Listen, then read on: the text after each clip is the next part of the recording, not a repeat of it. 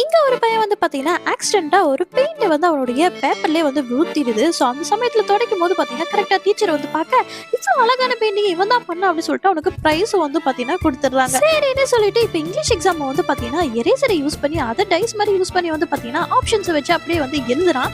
அதுலயே வந்து பாத்தீங்கன்னா அவனுக்கு பிரைஸ் வந்துருது.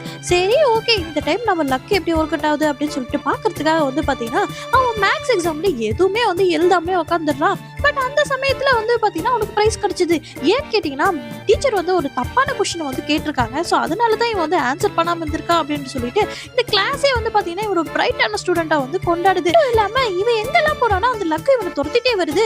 வீட்டுல கூட வந்து பாத்தீங்கன்னா இவன் சொல்ற லாட்டரி டிக்கெட்ல தான் வந்து பாத்தீங்கன்னா பிரைஸே வருமா. ஸோ இவங்க பேரண்ட்ஸும் கொண்டாடுறாங்க. ஒரு கட்டத்துக்கு மேல இந்த லக்கு எனக்கு வேணாம், என் மேல இடி விழணும்னு சொல்லிட்டு வேண்டும் போது பாத்தீங்கன்னா இவனுக்கு பதிலா பக்கத்துல இருக்கவங்க மேல வந்து இடி விழுது. அதுக்கப்புறமா தான் தெரியுது அவன் ஒரு திருடனா. ஸோ திருடனை பிடிச்சு கொடுத்ததுக்காக அதுக்கும் இவனுக்கு அவார்டு தந்துடுறாங்க.